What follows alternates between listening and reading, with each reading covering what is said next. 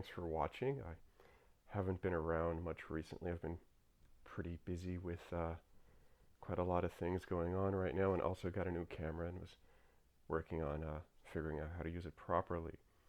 And today I'm going to take a look at a game that I played about 8 to 10 times so far, and can't wait to get to the table more. I guess that's a bit of a spoiler as what I feel about it, and it's this puppy right here, Atlantic Chase.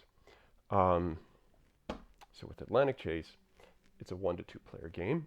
It's got a great solo mode where players take on the roles of kind of admirals, naval commanders during the Battle of the Atlantic in World War II. One side plays the Germans, the other the Allies, but it's mostly the British. The main thing you're doing in it is building trajectories. This is not a typical war game. In fact, combat is very minimal in this. It's mostly getting from point A to point B, delivering a convoy, intercepting a convoy, capturing a ship in some scenarios. And with it, you're going to build trajectories by putting down segments, up to 15 segments long. And your opponent is going to be trying to do the same thing and most likely hunting you. And to hunt you, there's a lot of actions you can take.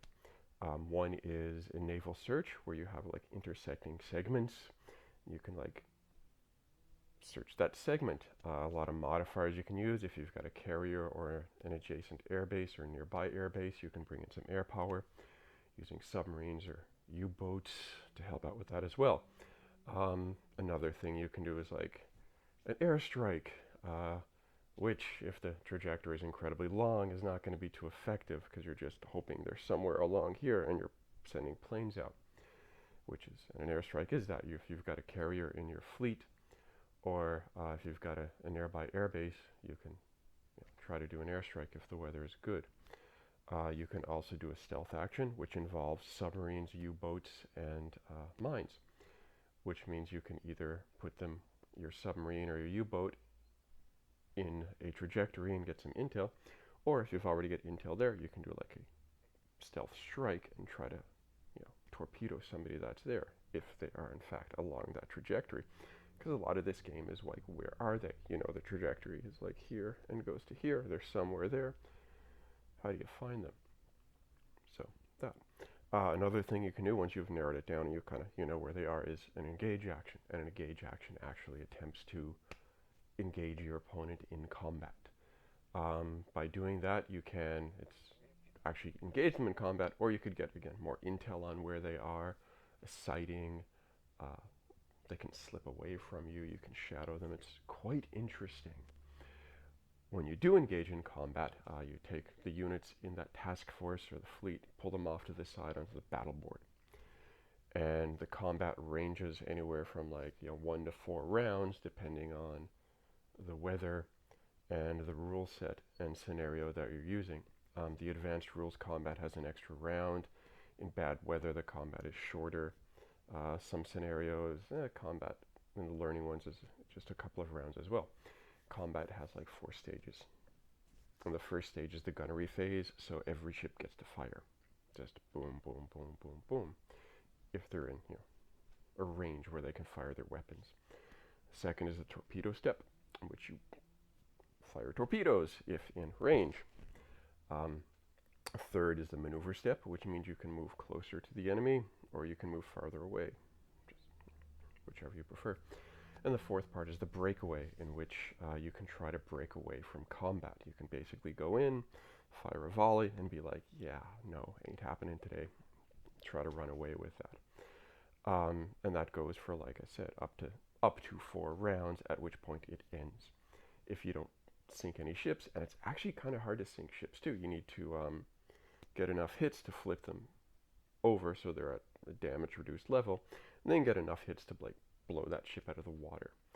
And then once the combat ends, either by somebody being destroyed or pulling them out of or the rounds expire, or breaking away, you put everybody back into their task forces under the trajectories and adjust the markers accordingly with that. So another thing you can do is also a completion action, and a completion completes your segment. If you have 6 or fewer segments, you can try to basically bring your ships into port by having your opponent roll for initiative. If they take the initiative, you fail. If they don't, you stay in it. You complete your action. That's one of the key things is in this game is surrendering the initiative. So quite a few actions have a seize initiative or vie for initiative option, which means like I would like to do this, but will I make the dice roll, or to win the initiative and keep it, or will my opponent snag the initiative from me and then take over? That actually makes this game very tense.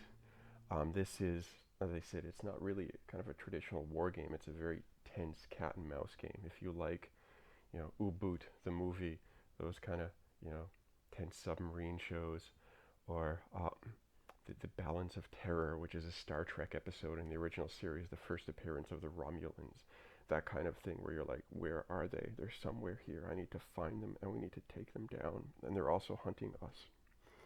It like really makes it tense. So there's one thing when we were playing it, and I was playing with my girlfriend. She was the British, I was the Germans.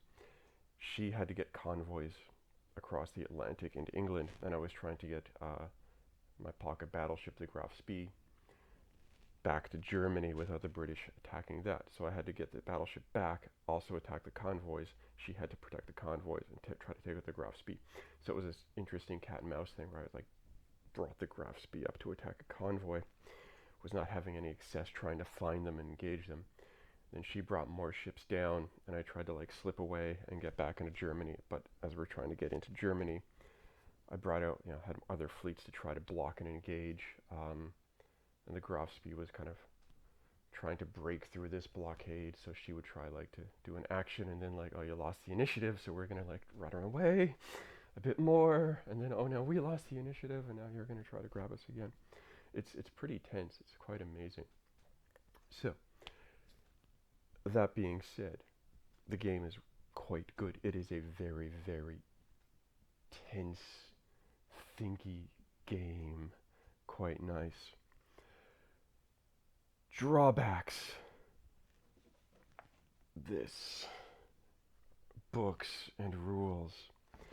So the base rules for the book are 62 pages. Now, these are a good 62 pages, lots of pictures, it's very well explained. But for what the game is, it ain't a hard game. It's not that difficult. But if you give somebody a 60-page rule book and you're going to read it, you can be intimidated by that.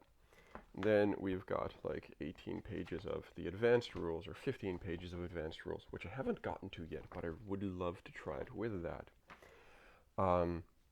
So that can turn people off a bit.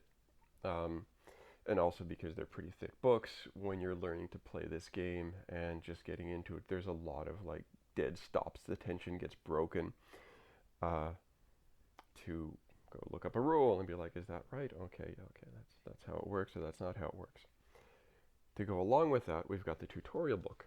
The tutorial has 10 scenarios to learn, which is great. It teaches you every rule in here as you're going along.